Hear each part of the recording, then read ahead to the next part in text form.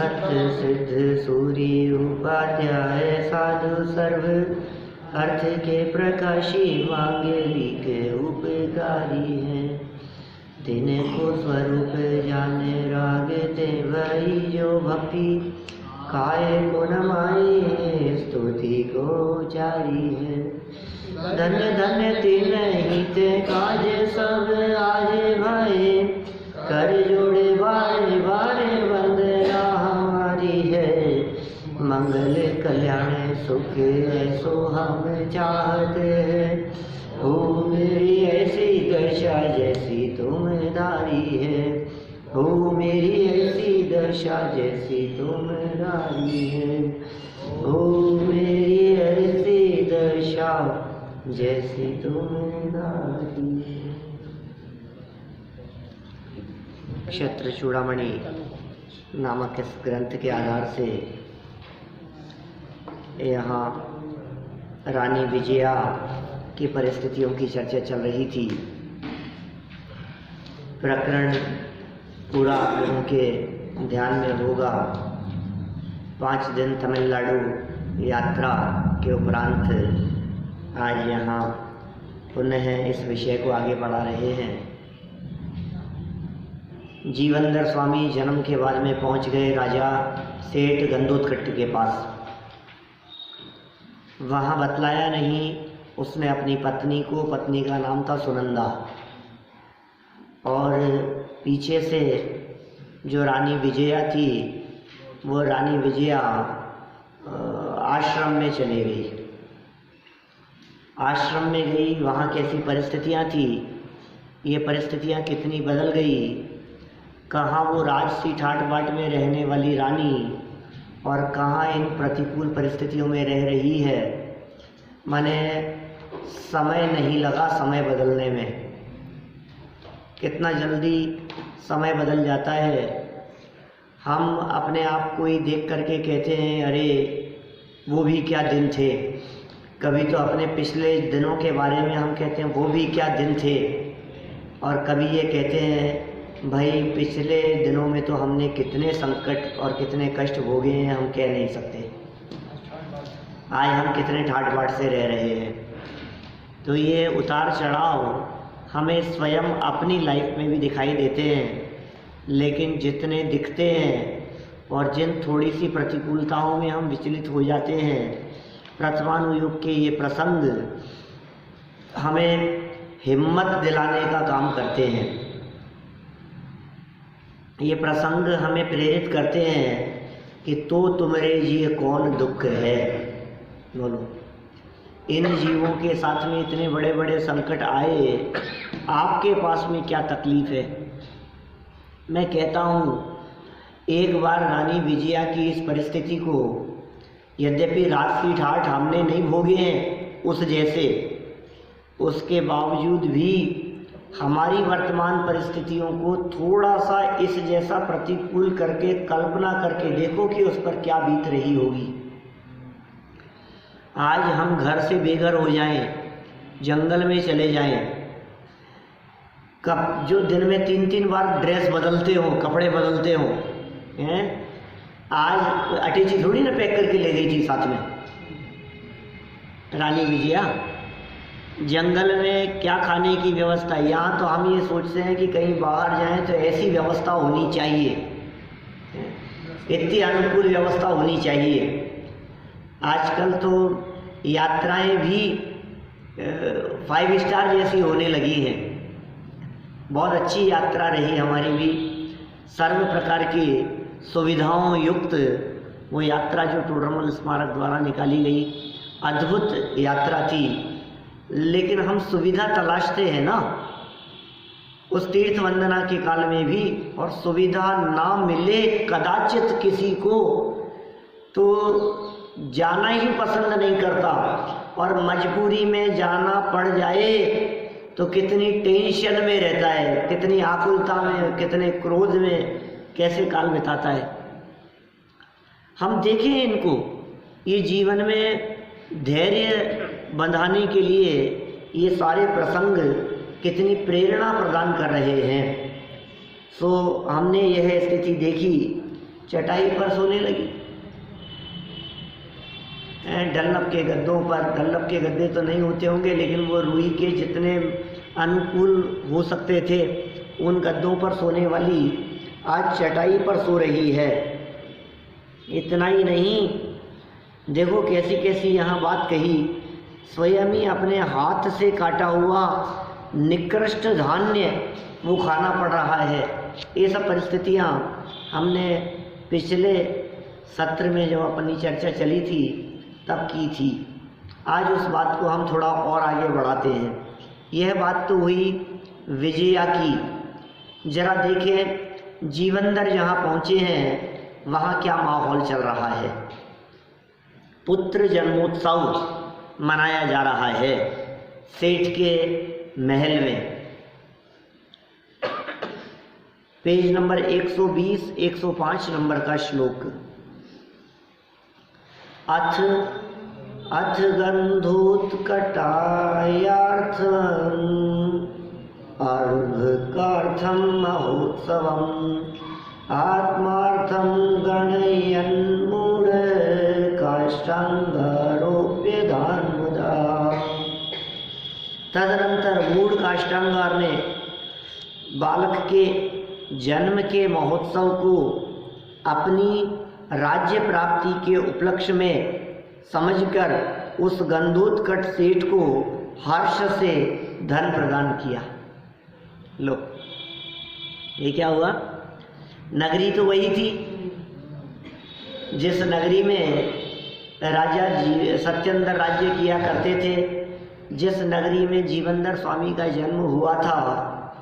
आखिर ये जीवंदर उसी नगरी के एक धनाढ्य सेठ के यहाँ पहुँच गए।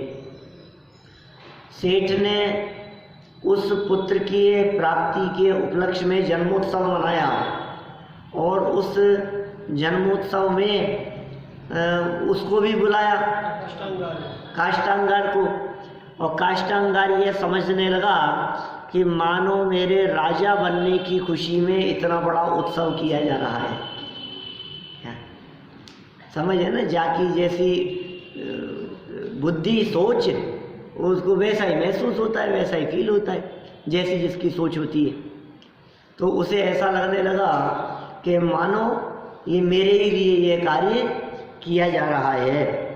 इसलिए उसने सेठ को अपार धन प्रदान किया। देखिए, सेठ गंधोत्कट ने पुत्र जन्म के उपलक्ष्य में जो महोत्सव मनाया उसे मूर्ख काष्ठांगार ने अपने राजा बनने के उपलक्ष्य में समझकर सेठ गंधोत्कट को बहुत सा धन प्रदान किया। विशेषार्थ, वस्तु स्वरूप को यथार्थ न जानने से प्रवृत्ति विपरीत ही होती है। अतः वस्तु स्थिति की सही जानकारी होना आवश्यक है। हमारे साथ नहीं होता है ऐसा, कभी कभी सही बात का पता नहीं हो तो कुछ का कुछ समझ करके कुछ का कुछ हो जाता है। ये कह रहे हैं वस्तु स्थिति की सही जानकारी होना अत्यंत आवश्यक है। जीवंदर कुमार के लिए बाल मित्र जुटाना। आगे देखिए, तत्क्षणे तत्पुरे जातान जातानपि तदाज्ञया लब्ध्वा वैश्वपति पुत्रं मित्र सार्धं वर्धयत्। वैश्यों में प्रधान, वैश्य व्यापारी, व्यापारियों में प्रधान गंधोत्कट उस दिन उस नगर में उत्पन्न हुए बालकों को काष्ठांगार की आज्ञा से प्राप्त करके उन मित्रों के साथ पुत्र का पालन पोषण करने लगे। लो साहब, उस दिन उस पूरे नगर में जहाँ जहाँ जिन जिन बच्चों का जन्म हुआ हो बोले सबको बुलाओ। सबको काष्ठांगार की आज्ञा से उन्होंने बुलाया, प्राप्त किया और अपने पुत्र के साथ में सबका लालन पालन वे करने लगे, मित्र हो जाएंगे उसके। पुत्र जन्मोत्सव के पश्चात श्रेष्ठी व गंधोत्कट राजा की आज्ञा से उस राजपुरी नगरी में जीवंदर कुमार की समान आयु के बालकों को एकत्र कर उनके साथ अपने पुत्र जीवंदर कुमार का पालन पोषण करने लगे। विशेषार्थ देखें, जिन्हें बहुत प्रतीक्षा के पश्चात विशेष पुण्य योग से पुत्र की प्राप्ति होती है, उन माता पिता को उसकी सुख सुविधा और लालन पालन का विशेष ध्यान होता ही है। कैसी प्रकृति की व्यवस्था बतला रहे हैं, जगत के स्वरूप का चित्रण कर रहे हैं। जितने कष्ट प्राप्ति उपरांत पुत्र की प्राप्ति होती है, जितने लंबे काल बाद में होगी, उसकी प्राप्ति का आनंद भी उतना ही विशेष होता है, उतना ही अधिक होता है। और न केवल आनंद विशेष होता है, उसकी सुविधा के संदर्भ में भी माता पिता विशेष ध्यान रखते हैं। अतः श्रेष्ठी वर गंधोत्कट भी जीवंदर कुमार के मनोरंजन और खेल कूद के लिए उसकी समान आयु के बालकों को एकत्र कर उनके साथ जीवंदर कुमार का लालन पालन करने लगे। ये गंधोत्कट ने भी यह कार्य किया।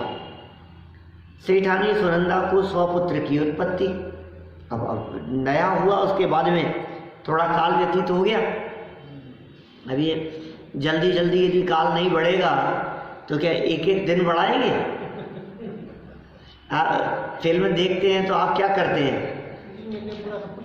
3 घंटे में तो जन्म से लेकर के उसका खेलना कूदना और उसका प्यार और उसके क्या शादी विवाह और अंत में मरण, सब कहाँ तक पहुँचा देते हैं उसको। तो ये यहाँ ये कह रहे हैं, सेठ सुनंदा को कुछ काल बाद में स्वयं के पुत्र की उत्पत्ति हुई। अथ जात है सुनंदाया नंदाड्यो नाम नंदन, तेन जीवंदरो रेजे सौभ्रात्रम ही दुरासदम। तदनंतर गंधोत्कट की स्त्री सुनंदा के नंदाड्य नाम का पुत्र उत्पन्न हुआ। नंदाड्य नाम रखा गया। गंधोत्कट का एक दूसरा पुत्र हुआ जिसका नाम रखा गया नंदाड्य। उस पुत्र से जीवंदर कुमार और शोभित होते हैं। निश्चय से अच्छे भाई का मिलना बड़ा कठिन है। क्या ये नंदाड्य उसका भाई हो गया और ये मिलना बड़ा कठिन होता है, क्योंकि भाई भाइयों का झगड़ा जगत में प्रसिद्ध है। भाई भाई की आपस में बनती नहीं, भाई भाई साथ में रह नहीं पाते, क्योंकि दूसरों से तो क्या मनमुटाव होगा, संपत्ति का बंटवारा तो भाई से ही होना है। दूसरा हमारा क्या छीन लेगा, दूसरा हमसे क्या ले जाएगा, और दूसरा होता कौन है हमसे कुछ ले जाने वाला। लेकिन असली बंटवारा तो भाई के बीच में ही होता है ना। इसलिए कह रहे हैं अच्छे विचारों वाला भाई मिलना ये भी कोई तीव्र पुण्य योग से ही होता है। ये बड़ा कठिन है यह कार्य। देखिए, कुछ समय पश्चात सेठानी सुनंदा के नंदाड्य नामक पुत्र उत्पन्न हुआ। जीवंदर कुमार को सुयोग्य भाई मिल गया, जिससे वे सुशोभित हुए। संसार में योग्य भाई का मिलना बहुत कठिन है, दुर्लभ है ये चीज। विशेषार्थ, रावण विभीषण के लिए दुखद सिद्ध हुआ। अंत में विभीषण को रावण का साथ छोड़ना ही पड़ा। इतना ही नहीं, अंत में विभीषण रावण के मरण का कारण भी बना। तो भाई भाई की स्थितियों का चित्रण कर रहे हैं यहाँ पर। माने अच्छा भाई मिलना वो पुण्य योग से होता है, उस बात को यहाँ विशेषार्थ में सिद्ध कर रहे हैं। यदि आपके उस जाति का पुण्य का योग ना हो तो रावण विभीषण के लिए दुखद सिद्ध हुआ ना। माने विभीषण के साथ में रावण ने कितना बुरा किया, उसको भी तो अपना दुश्मन समझा, उसकी सारी सुख सुविधाएं खत्म कर दी, उसे निकाल दिया, उससे संबंध तोड़ दिया। बोले विभीषण को अपनी किसी भी बात की खबर नहीं लगनी चाहिए, तो उसके लिए तो बुरा सिद्ध हुआ ही। और विभीषण ने भी रावण का साथ छोड़ दिया, वो भी उसका साथ नहीं रहा। इतना ही नहीं, अंत में विभीषण रावण के मरण का कारण भी बना। साथ तो छोड़ ही दिया था, विरोधी पार्टी में भी जाकर मिल गया था, और अंत में कारण भी बना। माने उसने सारी परिस्थिति बतला दी ना रावण के बारे में, तो रामचंद्र जी की सेना को या समझ लीजिए लक्ष्मण को वो सारी परिस्थितियों को समझकर रावण पर विजय प्राप्त करना आसान हो गया। अभी तो रावण दहन का प्रसंग बना है कुछ दिन पहले, दशहरा जगत में लोगों ने रावण का दहन किया है, लेकिन भाई कौन है रावण, और सच में वो जो जगत में रावण दहन की परिस्थितियां हैं वो तो अनुमोदना में भी महापाप है। आप कल्पना तो करें, हम कई बार आपके बीच में ये बात पहले कह चुके हैं कि वो रावण कितना सज्जन था, कितना विद्वान था। रावण जैसा व्यक्ति आज के समय में तलाशना बड़ा दुर्लभ है। लोग जलाते हैं, जलते हुए उस रावण की वेदना को यदि कोई महसूस करे तो आप कहता है कि भाई अरे जलाने वालों, तुम में से कोई राम तो नहीं दिखता है जो जला रहे हो? कोई है ऐसा राम? राम ही नहीं है कोई, तो तुम होते कौन हो?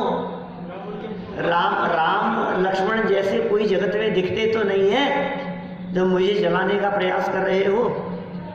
माने कुल मिलाकर रावण का ऐसा कुछ कसूर नहीं था, लेकिन कुछ ऐसा ही अपयश कीर्ति कर्म का उदय उस काल में जरूर था। वर्तमान परिस्थितियां उसके अपयश को भी नहीं दिखाती है। अभी तो लोक परंपरा और लोक रीति इस तरह की जगत में चल रही है। यहाँ तो विभीषण और रावण की यहाँ तुलना की कि दोनों भाइयों की कैसी परिस्थिति बनी। एक प्रसंग सुनाया, दूसरा एक और प्रसंग। बहुत सुंदर कथा है, जैन कथा संग्रह में से पढ़ना अवसर मिलेगा तो हम कोशिश करेंगे संडे टू संडे एक एक स्टोरी की चर्चा करने की। हमने पहले भी इस तरह की भावना आपके बीच में व्यक्त की थी। देखिए, धन्य कुमार का विशेष पुण्योदय होने पर भी उस जाति का नहीं था पुण्योदय। धन्य कुमार कितना पुण्यशाली था। ये प्रथमानुयुग का एक ऐसा कैरेक्टर है, माने जिसके तीव्र पुण्य के उदय की चर्चा और पाप का उदय साथ साथ में चलता जा रहा है। संकट आते जा रहे हैं। संकट का आना तो पुण्य के उदय, पाप के उदय से ही होता है ना। संकट तो पाप के उदय से आते हैं, लेकिन तत्काल ही वो पाप का उदय वो इतना जबरदस्त डिफीट खाता है कि वो पुण्य का उदय एकदम ऐसा पलट करके कि जितना जितना पाप को प्रबल दिखाया उससे पलट करके पुण्य का उदय बहुत जबरदस्त धन्य कुमार के जीवन में दिखाई देता है। अनेक प्रसंग बने धन्य कुमार के जीवन में, भाइयों के द्वारा मार देने के, बेइज्जत कर देने के, उसको नुकसान पहुंचाने के।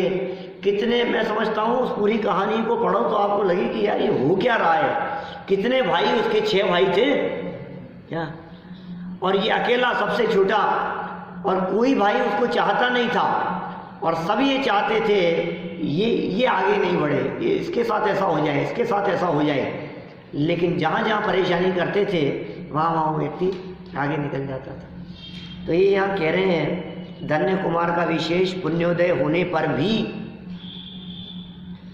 भाइयों के कारण माता पिता और घर को छोड़ना ही पड़ा। बोलो क्या परिस्थिति बनी। भाइयों के कारण ही माता पिता को भी छोड़ना पड़ा, घर को भी छोड़ना पड़ा, छोड़ करके निकलना पड़ा। जहाँ पहुँच गया वीरान पड़ा हुआ जंगल भी वो हरियाली हो गई। वहाँ राजा को किसी मुनिराज ने पहले कह दिया था, उन्हें पता लग गया। वो उस भाग्यशाली व्यक्ति के आने पर आपके ये काम हो जाए। क्या क्या होता है देखो आप, खेत से खजाना निकल गया, टूटी हुई खाट दे दी जिसका पाया हिलता था, उसमें रत्न निकल गए। मारने का प्रयास करो तो बच जाए। कैसा हुआ है तो ये कह रहे हैं विशेष पुण्योदय था उसका, धन्य कुमार का। आप क्या कहेंगे? पाप का उदय था या पुण्य का उदय था धन्य कुमार के? पुण्यशाली था या पाप? ये कह रहे हैं विशेष जाति के पुण्य का उदय था उसके, लेकिन परिवार, माता पिता और भाइयों का सहयोग मिल सके इस जाति का पुण्य योग नहीं था। इसका मतलब पुण्य भी कितनी अलग अलग जातियों के होते हैं, हर फील्ड का अलग अलग प्रकार का पुण्य पाप कर्म का उदय। एक व्यक्ति के तीव्र पुण्य का उदय हो, मैं कहता हूँ जैसा कि जय जयकार हो रही है, गले में मालाएं डाली जा रही है, लोग बहुत उसकी प्रशंसा कर रहे हैं, जहाँ देखो वहाँ उसकी ख्याति प्रसिद्धि दिखाई दे रही है, हर व्यक्ति उसकी जय जयकार कर रहा है, लेकिन परिस्थिति इतनी अनुकूल और इतना पुण्य का उदय होने पर भी ऐसा हो सकता है कि शाम को भोजन के लिए पूछने वाला कोई नहीं। क्या सब प्रशंसा कर रहे हैं, संभालता कोई नहीं है। उस प्रशंसा से पेट थोड़ी ना भरता है। खूब अरे अरे साहब धन्य है, धन्य है, धन्य है, और धन्य धन्य कह करके सब अपने अपने घर में चले गए। ये बेचारे बेटे इनके कोई सवाल नहीं, पूछने वाला नहीं। आप देखो जिन महापुरुषों के आज इतने गीत गाते हैं अपन पुराने समय में जो हुए हैं, समझ लीजिए बुद्धचंद जी, भागचंद जी, दौलत राम जी, उनकी परिस्थितियों को देखो तो उन्हें पेट भरने के लिए भजनों की रचना करनी पड़ती थी। एक भजन सुनाते थे और वो भजन सुनाते थे, उसकी एवज में एक कचौरी खाने को मिलती थी। मेरा कहने का मतलब यह है कि ऐसे पुण्यशाली जीव और ऐसा भी पाप कर्म का उदय हो जाता है। तो धन्य अलग अलग जाति का आपके पुण्य का उदय बहुत है, सब आपको पूछते हैं, और पैसा भी आपका बहुत है, सब तरफ आपकी चलती है, लेकिन घर में आपकी नहीं चलती। आपके उस जाति का पुण्य का उदय नहीं। 6 खंड में जिनकी चलती थी उनका बेटा उनके आज्ञा में नहीं चलता था। भरत जी, मारीची उनके निर्देशन में नहीं चलता था। माने उस जाति का पुण्य का उदय बाहर में दिखाई दे रहा हो, लेकिन इस जाति का पुण्य का उदय नहीं है। कितने प्रकार के होते हैं पुण्य के उदय? अनुकूलताएं सब प्रकार की हो, नौकर चाकर हो, धन हो, वैभव हो, जो खाना चाहिए वो सब चीज मिल रही हो, ये सब प्रकार की अनुकूलता हो, लेकिन मकान से बाहर निकलता हो तो सड़क पे चलता आदमी धेले पर भी पूछने को तैयार नहीं हो गए, होगा सेठ अपने आप। उस जाति का पुण्य का उदय नहीं। अनुकूलताएं तो मिल रही हैं, लेकिन उन अनुकूलताओं में प्रशंसा नहीं मिल रही है, तत्संबंधी यशस कीर्ति कर्म का उदय नहीं। और देखो सब प्रकार की भोजन सामग्री आपको मिले, लेकिन जो खाने की इच्छा है वो नहीं मिले, दो से संबंधी पुण्य का उदय नहीं हो आपका, तो दो से नहीं मिल रहे आपको, बाकी सब चीजें मिल रही है। ये सब मिल तो रहा है। अरे भाई, जिसको जो चीज चाहिए उस संबंधी नहीं है और संबंधी है। सो ये यहाँ कह रहे हैं धन्य कुमार का विशेष पुण्योदय होने पर भी भाइयों के कारण माता पिता और धन को छोड़ना ही पड़ा। राम लक्ष्मण भी भाई भाई ही थे, किंतु वे सतत एक दूसरे को अनुकूल रहे। इन दृष्टांतों से सिद्ध होता है कि संसार में योग्य भाई का मिलना बहुत कठिन है। ये उदाहरण यहाँ प्रस्तुत कर दिए गए। कैसे राम लक्ष्मण जैसे भाई मिले, आसान तो नहीं है ना।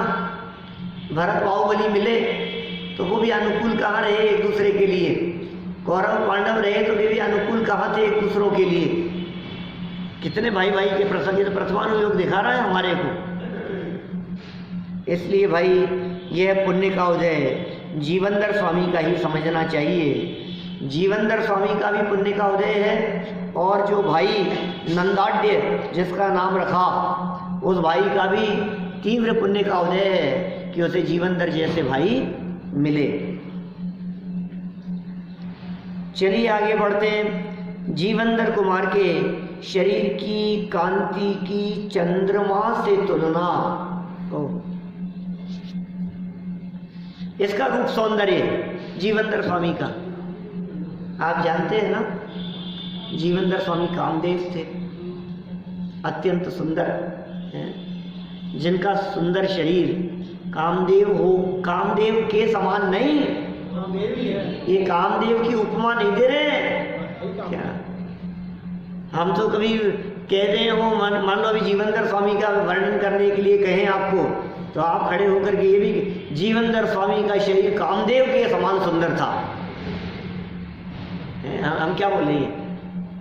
हमें ऐसे लग रहा है कि हम महिमा बतला रहे हैं कि सुन भाई, तेरे इस वाक्य में अपमान हुआ जीवनधर स्वामी का। कामदेव के समान सुंदर नहीं, कामदेव का शरीर था। कामदेव जैसे सुंदर शरीर की उपमा तो किसी भी सुंदर व्यक्ति के लिए दे देते हैं। अरे साहब बिल्कुल कामदेव जैसे हैं, किसी की सुंदरता की चर्चा करने, अरे देव जैसा है, कामदेव जैसा है, अप्सराओं जैसी है, देवांगनाओं जैसी, ऐसे ऐसी उपमाएं दे देते हैं ना। तो देवांगना है तो नहीं, देव है तो नहीं, तो यहाँ कामदेव जैसा नहीं, कामदेव जो हो, आखिर उनका शरीर किस प्रकार का होगा, उसके लिए यहाँ तुलना की जा रही है चंद्रमा के माध्यम से, चंद्रमा की कांति से तुलना कर रहे हैं यहाँ कामदेव की।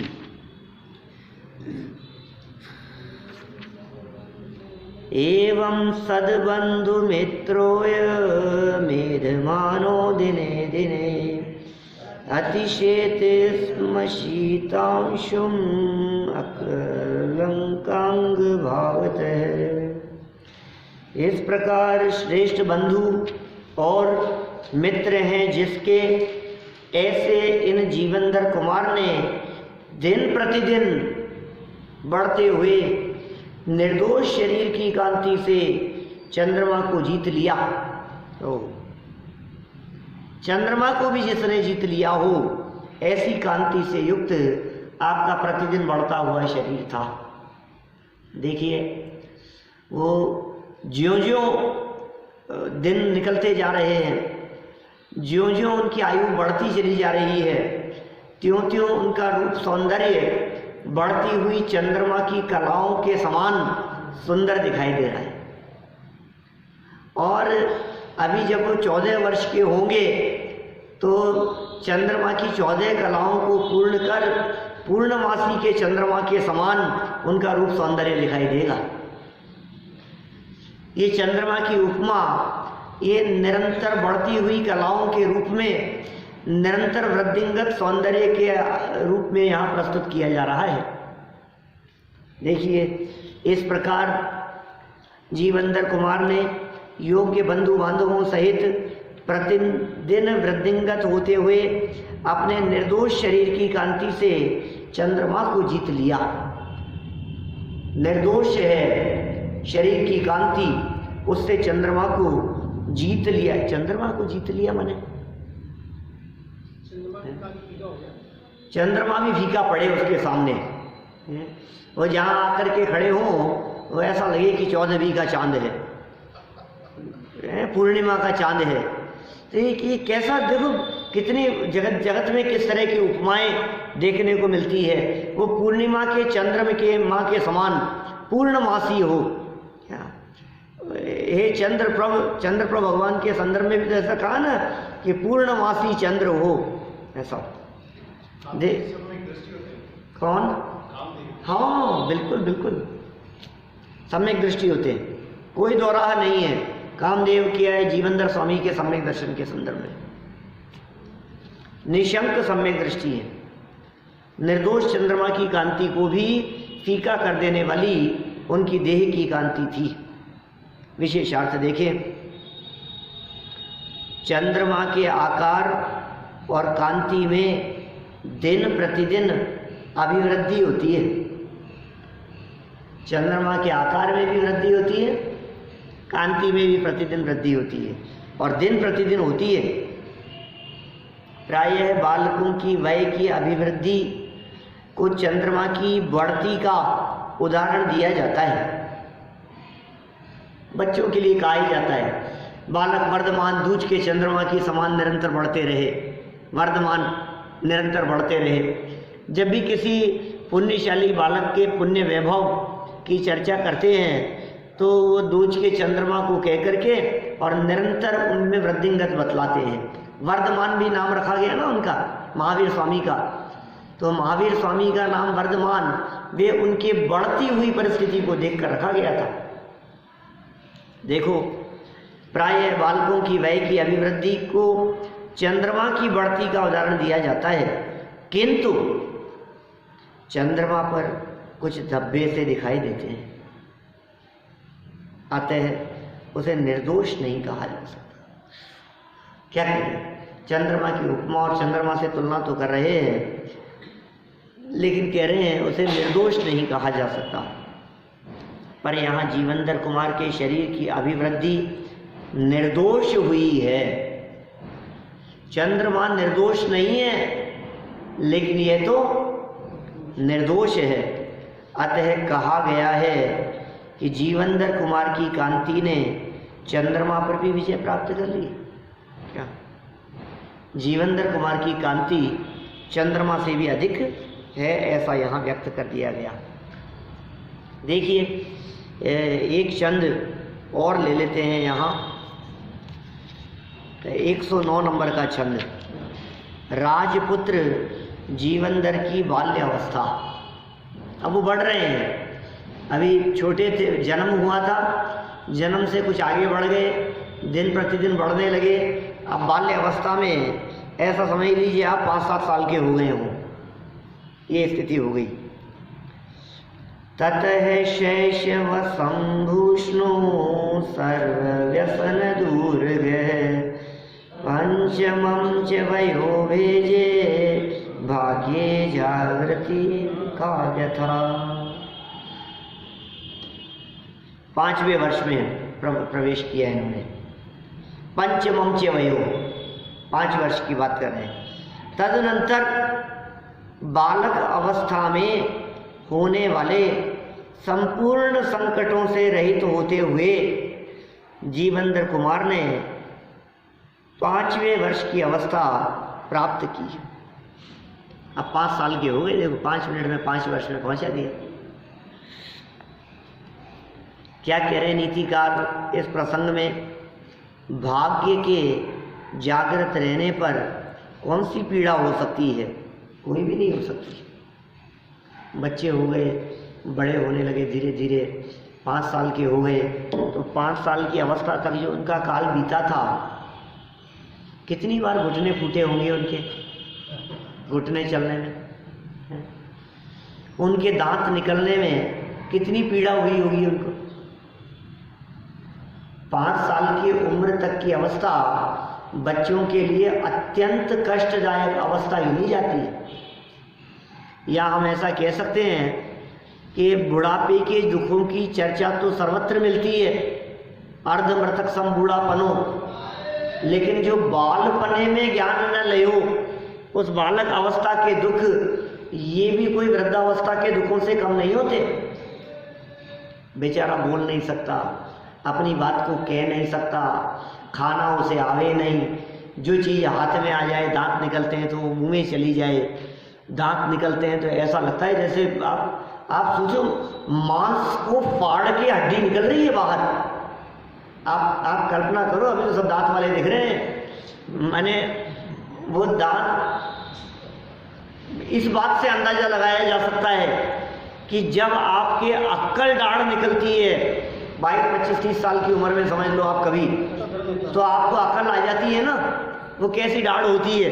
एक दाढ़ आपकी निकली, ऐसा नहीं है कि उस अक्ल दाढ़ के निकलने पर तकलीफ बहुत होती है। तकलीफ तो वैसी होती है जैसी दांत निकलने पर होती है, लेकिन जब दांत निकलते होते हैं तब वो व्यक्त नहीं कर पाता, तब वो समझता नहीं है, तब उसमें इतनी अकल और समझ नहीं होती कि वो कुछ कह सके। और अब आप थोड़े समझदार हो गए हैं तो आपको लगता है कि यार ये क्या हो गया, ये कैसा हो गया। मांस फाड़ करके, चीर करके वो दांत निकले, बोलना नहीं आ रहा है, उसके लेटरिन कर देना, उठना बैठना नहीं आ रहा है, चलना फिरना नहीं आ रहा है, लेकिन ये 5 साल तक की उम्र का जो काल जीवनधर स्वामी ने बिताया है, यह काल अत्यंत आनंदमय बिताया है। और नीतिकारों ने कह दिया, पुण्यवान जो जीव होते हैं, भाग्यशाली जीव होते हैं, उनके भाग्य जागृत होने पर कौन सी पीड़ा हो सकती है? कोई भी नहीं हो सकती। उनको क्या पीड़ा हुई होगी बतलाओ बचपन में? भाग्यशालियों को कोई पीड़ा नहीं है, सारी पीड़ा अभागों को है। आप भाग्यशाली हैं क्या अभागे हैं? हम अनेक बार पहले आपको ये जनवाणी सुनते समय भाग्यशाली सिद्ध कर चुके हैं। आप बहुत भाग्यशाली हैं। आप अपने आप को अभागा नहीं समझें, आप अपने आप को अभागा न कहें। ये जनवाणी माँ का हाथ आपके माथे पर है, ये माँ आपके साथ है, आप भाग्यशाली हैं। आपका विचार, आपका चिंतन आपको भाग्यशाली बनाता है, आपकी सोच आपको भाग्यशाली बनाती है। अपने ज्ञायक का अवलंबन आपको महाभाग्यशाली बनाता है। अपने स्वभाव का अवलंबन जो इस तत्वज्ञान को पढ़कर, सुनकर, समझकर आत्मसात करते हैं और अपने स्वभाव का अवलंबन लेते हैं, उनका भाग्य अद्भुत होता है। कोई ऐसा भाग्य उनका होता है, उनकी इतनी महिमा बखान होती है, या इतने महिमाशाली जीव होते हैं, उनकी इतनी विशेषता और इतनी पूज्यता दिखती है कि उन्हें उच्च आसन नहीं, उन्हें सर्वोच्च आसन मिलता है लोक के शिखर पर। वे सिद्धार्थ में जाकर विराजमान होते हैं। बोलो कितनी महिमा! ऊपर बिठाएं और ऊपर और ऊपर, मंच पे बिठाएगा। आज तो हजारों लोग थे वहाँ, मुझे मंच पे बुला लिया। और ऊपर, ये कितना ऊपर! जिससे ऊपर कोई दूसरा नहीं वहाँ पहुँच जाता है। ये भाग्यशालियों की बात है। ये तो कह रहे हैं जिनके भाग्य जागृत रहता है, कौन सी पीड़ा हो सकती है? माने कोई भी नहीं हो सकती। देखिए, जीवंदर कुमार बाल्यावस्था में होने वाले सर्व संकटों से मुक्त रहकर 5 वर्ष के हुए जीवंदर स्वामी, क्योंकि पूर्व पुण्य के उदय में कौन सी पीड़ा होती है? कोई भी नहीं। पुण्योदय में किसी भी प्रकार का दुख नहीं होता। पुण्य के उदय में दुख नहीं होता, पुण्य के उदय में कष्ट नहीं होता। पुण्य का उदय कहते ही उसे हैं जहाँ कष्ट ना हो।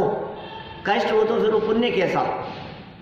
लेकिन देखो आप, हमारे ज्ञानी धर्मात्मा महापुरुष कुंद जैसे आचार्य, ये महान समर्थ आचार्य, उन्हें ये पुण्य भी कष्टदायक दिखता है। पाप से तुलना करते हैं हम तो, इसलिए पुण्य में अनुकूलताएं दिखती है, लेकिन वो पुण्य परिणाम और वो पुण्य का उदय भी वो मुक्ति मार्ग में बाधक दिखाई देता है। उन ज्ञानियों की दृष्टि कैसी होती होगी? वे कहते हैं पुण्य भी तो पाप है, वो कहते हैं पुण्य भी पाप समान दिखाई दे रहा है। वो कह रहे हैं पुण्य भी तो अटकाने वाला है, वो कहते हैं पुण्य भी तो बंधन है, वो कहते हैं पुण्य भी तो हमारे को मुक्ति के मार्ग में आगे नहीं बढ़ने दे रहा है, ये पुण्य भी तो रोक रहा है। हमें क्या करना है इस पुण्य का? हमें नहीं चाहिए। स्वभाव से च्युत कराने वाला है ये, अपने स्वभाव से पतित कराने वाला होने से पुण्य कहलाता है। पतित कराए इसका नाम पुण्य है। जयसेनाचार्य ने ऐसी व्याख्या की। जयसेनाचार्य वो पुण्य की व्याख्या की उन्होंने। पुण्य किसे कहें कि साहब पुण्य को पाप क्यों कह रहे हो आप? क्योंकि यह अपने स्वभाव से पतित कराए सो पाप, और पुण्य स्वभाव से पतित कराता है, इसलिए पुण्य भी पाप है। पाप किसे कहें? गिराए उसका नाम पाप है। तो पुण्य को क्यों पाप कह रहे हो? स्वभाव से गिरा रहा है, इसलिए पाप है।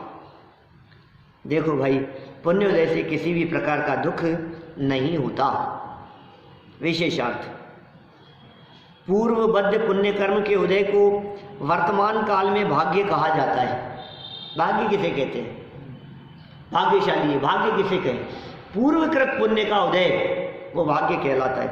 राजपुत्र जीवंदर कुमार को बाल्यावस्था में भी विशेष पुण्योदय होने के कारण किसी प्रकार का कोई दुख नहीं हुआ। किसी भी प्रकार का। वस्तु स्थिति यह है कि मनुष्य पर्याय में बाल्यावस्था में एक लंबे समय तक दूसरों के सहयोग की अपेक्षा रहती है। बाल्यावस्था में होश नहीं संभाला उसने, तब तक खिलाने वाला कोई और, पिलाने वाला कोई और, खाने पीने की व्यवस्था करना, कपड़े पहनाने वाला कोई और। देखो कितनी स्वतंत्रता है उस बाल्य अवस्था में। अभी बोलना आ नहीं रहा है, चलना आ नहीं, पेट में दर्द हो तो कोई उपाय नहीं कह करके बतला सके। 6.5 महीने का बालक क्या बताएगा? सर दर्द हो तो कुछ बोल नहीं सकता, चल ही नहीं पा रहा है, हर कदम पे गिरता है, घुटनों के बल दौड़ता है, घुटने घिस जाते हैं, चाय में शीश खा लेता है। कैसी परिस्थितियां बाल्यावस्था की होती है। तो मनुष्य पर्याय में बाल्यावस्था में एक लंबे समय तक दूसरों के सहयोग की अपेक्षा रहती है। लॉन्ग टाइम, सालों तक अपेक्षा दूसरों की बनी रहती है, दूसरों के संरक्षण की जरूरत महसूस होती है। हम तो 8 वर्ष तक की बात कहते हैं। 8 वर्ष तक जब तक नहीं हो तब तक तो ना समझ ही गिना जाता है जनागम की दृष्टि से, क्योंकि सम्यक दर्शन प्राप्त करने की पात्रता भी अभी डेवलप नहीं हुई है। देव और नारकी का शरीर तो अंतर्मूर्त में ही स्वयं समर्थ बन जाता है। देवों का शरीर, वहाँ बाल्यावस्था नहीं होती, नारकियों के शरीर में बाल्यावस्था नहीं होती। देव और नारकियों को धीरे धीरे प्रारंभ से कष्ट सहने लगे ऐसा नहीं है, फिर धीरे धीरे वो फिर अनुकूलताओं में बदलेंगे। वो तो शुरू से ही जैसे होते हैं वैसे ही होते हैं। नारकी का जन्म जिन परिस्थितियों में होता है जीवन पर्यंत उन्हीं परिस्थितियों में रहते हैं। देवों का जन्म जिन परिस्थिति और माहौल में जहाँ होगा जीवन पर्यंत वैसा ही रहेगा। लेकिन हमारी परिस्थितियाँ तो बचपन में प्रतिकूल, फिर कुछ प्रतिकूलता से थोड़ी थोड़ी सी बढ़ते हुए फिर कुछ अनुकूल, और फिर युवावस्था में कुछ अनुकूलताएं बढ़ते बढ़ते फिर वृद्धावस्था तक आते आते वापस प्रतिकूल। ये कह रहे हैं देव और नारकी का शरीर तो अंतर्मुहूर्त में ही स्वयमेव समर्थ बन जाता है। तिर्यंच जीव प्राप्त स्वाभाविक अवस्था से ही अल्पकाल में स्वावलंबी हो जाते हैं। 4 गतियों में से 3 गतियां बतला दी, 2 में तो बड़े हो गए, और तिर्यंच में क्या हुआ?